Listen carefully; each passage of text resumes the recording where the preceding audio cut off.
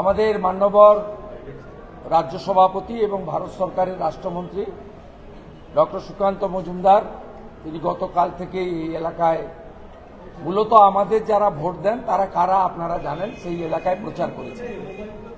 আমিও 13 তারিখ থেকে পর্যায়ক্রমে 3 বার এখানে এসেছি। নরেন্দ্র মোদীজির আশীর্বাদ ধন্য ভারতীয় জনতা পার্টি মনোনীত 4 বারের পঞ্চায়েত সদস্য কোনো নেতা নয়, একেবারে গ্রাসরুটের বা একেবারে গ্রামীণ এলাকার আদর্শবাদী আমাদের বিজেপির জন্মলগ্ন থেকেই কার্যত তিনি তার অনেক ছোটবেলা থেকেই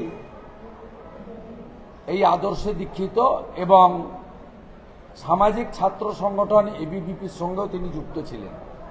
তাকে দল প্রার্থী করেছে, তিনি ভারতীয় জনতা পার্টির 4 বারের পঞ্চায়েত মেম্বার মাননীয় আশিস ঘোষ। তার ইভিএম এ 2 নম্বর বোতাম। আমরা এখানে আজকে সেন্ট্রাল র্যালি আমাদের খুব বড় করেই করার কথা ছিল। ইতিমধ্যে দেখেছেন আপনারা কয়েক হাজার মানুষ জড়ো হয়েছেন, আর কয়েক হাজার মানুষ অতিরিক্ত বর্ষার জন্য তারা আসতে পারেননি। আমরা বুথের কর্মীদেরও আসতে বারণ করেছি। আমি এবং সুকান্তবাবু আলোচনা করে এখানে যিনি ইনচার্জ আছেন রাজ্যের সহসভাপতি সঞ্জয় সিং এর মাধ্যমে, যাতে আজ এবং কাল চোরেদের আটকানোর জন্য বুথটা পাহারা দিতে হয়। ভিজে গেলে শরীর খারাপ হলে এই চোর তৃণমূল ভোটটাও চুরি করে নেবে।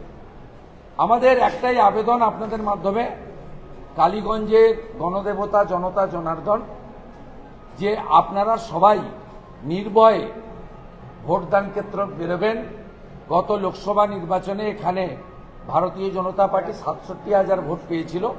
মূলত রাষ্ট্রবাদীরা আমাদের প্রার্থী অমৃতা রায়কে ভোট দিয়েছিলেন। এখানে ডেমোগ্রাফি সবার জানা, এমন 43% আছেন যারা আমাদেরকে সমর্থন করেন, রাষ্ট্রবাদকে দেশপ্রেমকে সমর্থন করেন। এমন 57% প্রায় আছেন যারা মোদিজির কাছ থেকে রেশন নেন, কোভিডের ইঞ্জেকশনও নেন এবং প্রধানমন্ত্রী আবাস থেকে শৌচালয় সবই নেন, বলেন এটা আমাদের অধিকার। আর ভোটের সময় আমাদেরকে বলা হয় আপনারা হিন্দুদের পার্টি। এটা আমাদের কোনো আপত্তি নেই, লজ্জাও নেই, কারণ আমরা হিন্দুস্তানে বসবাস করি। ভারতীয় সংস্কৃতি আর সনাতন সংস্কৃতির মধ্যে কোনো তফাৎ আছে বলে আমরা মনে করি না। আমরা চাই যারা আমাদের ভোট দেন তারা দলে দলে বেরিয়ে ভোট করুন। আর অন্য এলাকায় যেখানে আমাকে বা ডক্টর সুকান্ত মজুমদারকে, রুদ্রনীল ঘোষকে, হিরণ চ্যাটার্জিকে বা আমাদের পাপিয়া অধিকারীকে বা একাধিক বিধায়ককে যেখানে প্রচার করতে দেওয়া হয়নি, সেই সব এলাকাতে মানুষ যেন স্বতঃস্ফূর্তভাবে বেরিয়ে এসে এদের যে ভোট চুরি সেটা যেন রুখে দেয়। এখানকার ওসির ভূমিকা অত্যন্ত নক্কারজনক, একজন এএসআই তার ভূমিকাও নক্কারজনক, একজন মহিলা পুলিশ অফিসার তার ভূমিকাও অত্যন্ত নক্কারজনক। আমরা সজাগ দৃষ্টি রেখেছি, তাই পুনর্বার চাকরি চুরি, ডিএ মামলায় বঞ্চনা, অভয়াকাণ্ড, বাংলাদেশে সনাতনী নিপীড়ন, ধুলিয়ান, শামশেরগঞ্জ, মোথাবাড়ি, সর্বোপরি মহেশতলায় তুলসী মঞ্চকে অপমান। আপনারা সবাই মিলে ঐক্যবদ্ধভাবে এই নাই রাজ্যে একটা ধাক্কা মুখ্যমন্ত্রীকে এই উপনির্বাচনে দিন, যাতে আমি ডক্টর সুকান্ত মজুমদার সহ আমরা সবাই নরেন্দ্র মোদীজির আশীর্বাদ ধন্য একটি সরকার 2026-এ তৈরি করতে পারি। আমার বক্তব্য শেষ। আমি একটা পয়েন্ট আপনাদের বলবো, সেটা হলো আজকে একটা ঐতিহাসিক রায় হয়েছে ওবিসি সংরক্ষণ নিয়ে।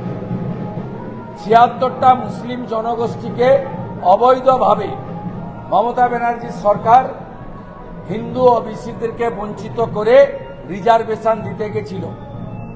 হাইকোর্ট আজকে স্টে লাগিয়েছে, আমি এটাকে ওয়েলকাম করছি। এবং আমার যে এই উদ্দেশ্য বলা, আজকে কোর্ট যখন হিয়ারিং হয়, ফাইনাল হিয়ারিং ইন্টারিম অর্ডারের, তখন এজি মাননীয় কিশোর দত্ত হাউসে কোর্টে বলেছেন সকলের সামনে যে বিরোধী দল যখন বিধানসভায় মুখ্যমন্ত্রী ওবিসি কমিশনের রিপোর্ট পেশ করেছেন, আলোচনাতে কোনো আপত্তি করেনি। আমরা এটাকে সম্পূর্ণ মিথ্যা বলে বলছি, কারণ বিধানসভাতে মুখ্যমন্ত্রী গত 10 তারিখে কার্যত চোরের মতো লে করে দিয়ে চলে গেছেন বিধানসভা থেকে, কোনো ডিসকাশনের স্কোপ দেননি। আমরা সেদিনও প্রতিবাদ করেছি এবং আমি এই চিঠিটা আপনাদেরকে ছবি করতে বলছি। এই চিঠিটাতে লিডার অব অপোজিশন 11/6/2025 তিনি 319-এ ডিসকাশন দাবি করেছেন। যেহেতু আমাদের সেখানে বলার সুযোগ দেয়নি, আর মুখ্যমন্ত্রী যে লে করেছেন ডিসকাশন হয়নি, এটা হচ্ছে বিধানসভার প্রসিডিংস আমি তুলে নিয়েছিলাম। কিশোর দত্ত যে কাজটি করেছেন আজকে কোর্টে, আমি আমার লয়ারকে ভোকালতনামা দিয়ে কলকাতা থেকে বেরিয়েছি। আমি এই কেসে পার্টি হব এবং কিশোর দত্তের অ্যাডভোকেট লাইসেন্স কেন বাতিল করা হবে না তার জন্য আমি এই আদালতে যাব। কত বড় মিথ্যা দেখুন। This is the proceedings of the assembly 10 June 2025 আর এটা হচ্ছে 319-এ আমার লেটার। এরা এত মিথ্যা কথা বলে সংবিধানের বড় পিলার জুডিশিয়ারিতেও অন ক্যামেরা সমস্ত পক্ষের আইনজীবীদের সামনেও মিথ্যা কথা বলেছে। এদের ছাড়া হবে না। আজকে খুশির দিন। আগামীকাল অ্যাসেম্বলিতে লাঞ্চের সময় বিজেপি বিধায়করা কালকে লাড্ডু বিতরণ করে উৎসব পালন করবে। ওবিসি, হিন্দু, মাহিষ্য, তিলি, তেলি, কুর্মী, ঘোষ, কুম্ভকার, স্বর্ণকার, মালাকার, নাপিত, কামার, কুমোর, এদের অধিকার লড়াইতে ভারতীয় জনতা পার্টি অঙ্গীকারবদ্ধ। প্রদেশ বিজেপি ওবিসি মোর্চা কাল বেলা 12টা থেকে 5টা সল্টলেকে অবস্থান করছে।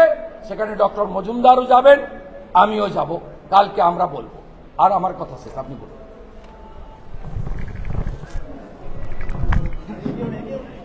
রেডি? সাংবাদিক বন্ধুদেরকে ধন্যবাদ জানাই। মাননীয় বিরোধী দলনেতা সবটাই আপনাদের সামনে বলেছেন, নতুন করে বলার কিছু নেই। আমাদের প্রার্থী 2 নম্বরে নাম এই উপনির্বাচনে। 43% হিন্দু ভোটার এই বিধানসভাতে আছে এবং আমরা মনে করি, আমরা বিশ্বাস করতে ভালোবাসি যে এখনো কিছু রাষ্ট্রবাদী মানুষ আছে, অন্যদিকেও আছে, তারা ভারতবর্ষকে ভালোবাসেন, ভারতবর্ষে থাকতে পছন্দ করেন, ভারতের খেয়ে অন্যের গুণগান গান না। কিছু মানুষ আছে, আমি এখনো বিশ্বাস করতে ভালোবাসি। যদি না থাকে তাহলে এটা আমার দুঃখ হবে যে আমি বিশ্বাস হয়তো ভুল করেছিলাম।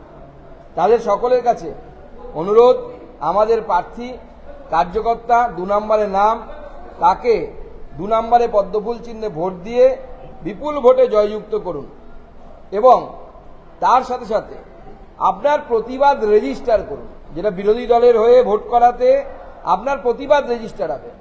কার বিরুদ্ধে প্রতিবাদ? শুভেন্দুবাবু বললেন যে ওবিসি এর মাধ্যমে মাননীয় মুখ্যমন্ত্রী মুসলিম সম্প্রদায়ের 97টি গোষ্ঠীকে ওবিসিতে আনতে চাইছেন। এটা কি? মনে হচ্ছে যে ওবিসি রিজার্ভেশন নিয়ে গন্ডগোল হচ্ছে। আদপে পুরো বিষয়টা হচ্ছে on the basis of religion, অর্থাৎ ধর্মের ভিত্তিতে রিজার্ভেশন দেওয়ার চেষ্টা ব্যাকডোর দিয়ে। সামনে দিয়ে দিতে পারবে না, কারণ সংবিধান বিরোধী কাজ, সংবিধানে আটকে যাবে। তাই পেছন দিক দিয়ে নিয়ে এসে ধর্মের ভিত্তিতে রিজার্ভেশন দেওয়ার ব্যবস্থা করেছে। ঠিক এই রিজার্ভেশন 1946 সালে সেই সময় জিন্না দাবি করে ভোটিং এর ক্ষেত্রে এবং দেশ ভাগ হয়। অর্থাৎ দেশকে ভাগ করার, হিন্দু মুসলিমকে ভাগ করার চক্রান্ত মমতা বন্দ্যোপাধ্যায় এবং তার দল সোরাবর্দি করছে। মমতা বন্দ্যোপাধ্যায়ের বিরুদ্ধে বিজেপিকে ভোট দেওয়া মানে এর বিরোধিতা করা। মমতা বন্দ্যোপাধ্যায়ের পক্ষে যারা ভোট দেবেন তারা মমতা বন্দ্যোপাধ্যায়ের এই যে পাপ, আরজিকর কাণ্ড, মহেশতলা কাণ্ডে হিন্দু মন্দির ভাঙা, তুলসীতলাকে উপড়ে ফেলা, হিন্দুদেরকে শমশেরগঞ্জ, ধুলিয়ানে খুন করা, যারা ভোট দেবেন তারা মমতা বন্দ্যোপাধ্যায়ের এই পাপকে সমর্থন করবেন এবং মমতা বন্দ্যোপাধ্যায়ের মতো চন্দন দাস এবং হরগোবিন্দ দাসের রক্ত তাদের হাতেও লাগবে। তৃণমূলের বোতামে যখনই টিপবেন তখনই চন্দন দাস এবং হরগোবিন্দ দাস এদের রক্ত আপনার হাতে লাগতে বাধ্য। বাংলাদেশি সেই হিন্দুরা যারা অত্যাচারিত হচ্ছে, যাদের পক্ষে মমতা বন্দ্যোপাধ্যায় মুখ খোলেন না, মমতা বন্দ্যোপাধ্যায় মুখে বাঙালির কথা বলছেন, রবীন্দ্রনাথের কাছারি বাড়ি ভেঙে দেওয়া হচ্ছে বাংলাদেশে, মমতা বন্দ্যোপাধ্যায়ের একটি রা নেই। মমতা বন্দ্যোপাধ্যায় এর এই প্রত্যেকটি পাপ, এই পাপের ভাগীদার তারা হবে যারা তৃণমূল কংগ্রেসের বোতামটা টিপবেন। তাই তৃণমূল কংগ্রেসের বোতামটা টেপার আগে একবার ভেবে নিন যে হরগোবিন্দ দাস, চন্দন দাসের রক্ত হাতে লাগাবেন কি লাগাবেন। সবাইকে নমস্কার, ধন্যবাদ। হ্যাঁ, ক্যান্ডিডেট বলি। আর প্রশ্ন নিও না ভাই, আমাদের টাইম পরে মিটিং এর পর, মিটিং এর পরে বাইট নিয়ে নেবেন, আলাদা করে মিটিংয়ের পর বাইট নিয়ে নেবেন। 6টার পরে থাকবো না পরে। নমস্কার, আমি ভারতীয় জনতা পার্টির মনোনীত প্রার্থী। আমি সাধারণ একটা কর্মী, আমি নেতা নয়। দল আমাকে ভারতীয় জনতা পার্টি দল আমাকে টিকিট দিয়েছে, যার জন্য আমি দলের কাছে ধন্যবাদ। এবং আমি ভোটারদেরকে আবেদন করছেন এবং সমস্ত ভোটারদের আমি বলবো সকাল সকাল বুথে যান এবং 2 নম্বর বোতাম টেপে পদ্ম ফুল চিহ্নে ভোট দিয়ে ভারতীয় জনতা পার্টিকে জয় দিন। আর আজকে এবং কালকে পুলিশ যদি কোনো সাধারণ নাগরিককে উত্ত্যক্ত করে, যাদের ওয়ারেন্ট পেন্ডিং নেই, থানায় যাবেন না, পুলিশ এলে দরজা খুলবেন না। আর আমরা এসপি অমরনাথকে বলে যাচ্ছি, আমাকে এবং ডক্টর মজুমদারকে যেন কাল বা পরশু এখানে এসে বিক্ষোভ দেখাতে না হয়। আর আমরা বিধিবদ্ধ এলাকার বাইরে সবাই আগামী 19 তারিখে চৌকিদারের কাজ করব, গণতন্ত্র রক্ষা করার জন্য পাহারাদারের কাজ করব।